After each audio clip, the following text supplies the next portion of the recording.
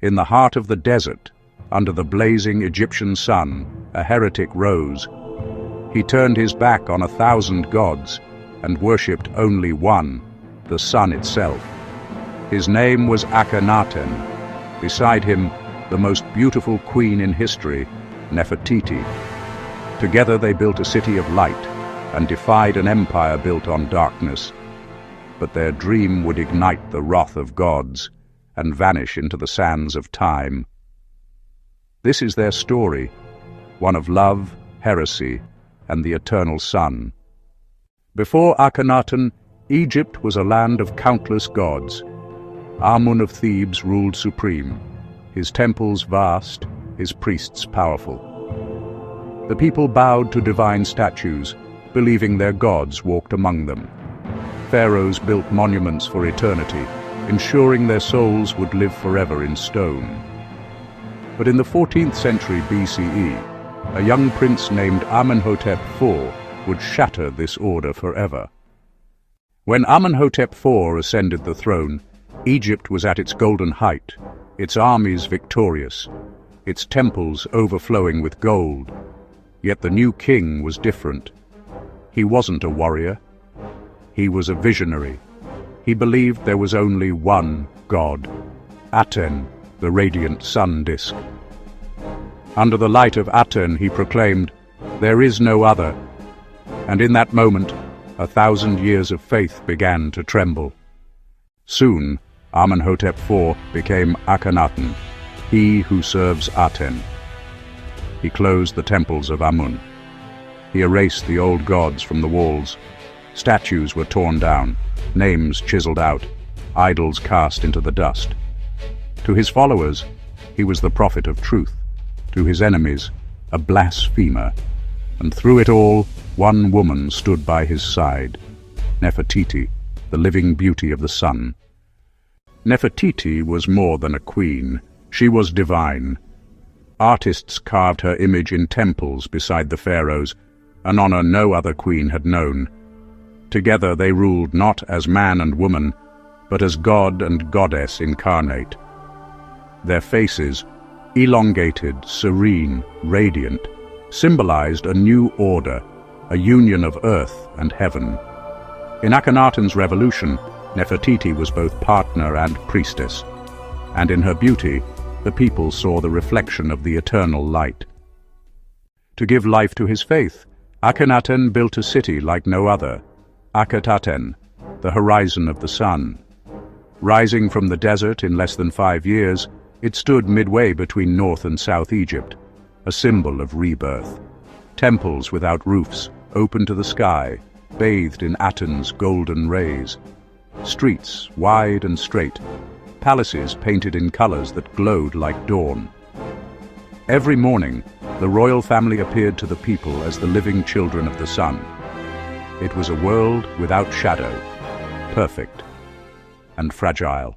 In Akhetaten, the pharaoh rewrote creation itself. Aten was no longer a god among many. He was the only god. Life flowed from his light. Death awaited in his absence. The temples of Amun were sealed, their priests banished. Akhenaten's hymns praised the sun's warmth, his energy, his love. He taught that the divine was visible to all, no longer hidden in statues of stone. For the first time in history, man and God were connected by light. In art and life, Akhenaten, Nefertiti, and their 6 daughters were inseparable. No longer distant gods, they were shown in moments of tenderness, playing, kissing, holding their children beneath Aten's rays. These scenes of intimacy shocked the empire, for Egypt had never seen its rulers so human or so divine. To the world beyond the desert, it was blasphemy. To Akhenaten, it was truth made visible. But even as the sun shone on Akhetaten, shadows grew. The priests of Amun plotted revenge from Thebes. The people murmured of famine. The Nile's floods had failed. Trade slowed. The temples emptied. The empire's borders weakened as enemies saw Egypt divided. And through it all, Akhenaten remained blind to the gathering darkness. He spoke only of Aten, as if words alone could sustain his dying dream. Then, without warning, Nefertiti vanished. Some say she died. Others believe she took another name and ruled as co-regent beside her husband. In secret tombs her image was erased, her name struck from stone.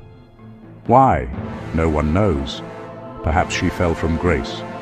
Perhaps she became the pharaoh herself. The dream of Aten began to crumble. Without Nefertiti, Akhenaten's power waned. The city starved.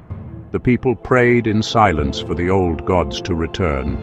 And when famine and plague came, even the rays of Aten seemed to fade. The once golden city turned grey with despair. The sun had betrayed its prophet. They called him the heretic king, the mad dreamer, the one who defied the gods. And one morning the sun rose, and Akhenaten did not. His death went unmarked, his burial uncertain. No grand funeral, no songs, only silence. His city was abandoned, his temples fell to ruin, and his name was cursed for generations. Egypt returned to the old gods and sealed his legacy in oblivion. From the ashes of heresy, a child rose to restore order. Tutankhaten, the young son of the sun, was crowned Tutankhamun, the living image of Amun. The old gods returned, the temples reopened, the people rejoiced. Akhenaten's city of light was left to crumble in the desert. The pharaoh of the sun was erased from memory, but his ideas would not die. Centuries passed.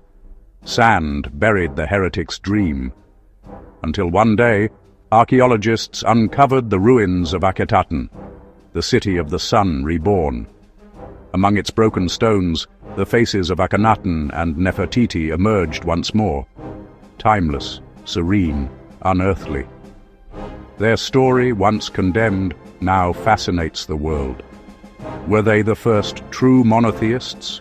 Were they dreamers, prophets, or simply human? In their love and rebellion, they changed history itself. And under the same eternal sun they worshipped. Their names rise again, illuminated forever in light. Akhenaten and Nefertiti, two souls who defied gods and time. They built a city to the sun and paid the price for their vision. But even in ruin, their story endures. For in every dawn that breaks over the Nile, their dream still burns, the dream of light eternal. If you like this journey through ancient history, hit that like button to honor the pharaohs, share this epic, and drop a comment below. What hidden secret of Egypt should we uncover next? Subscribe and ring the bell for more whispers from lost civilizations.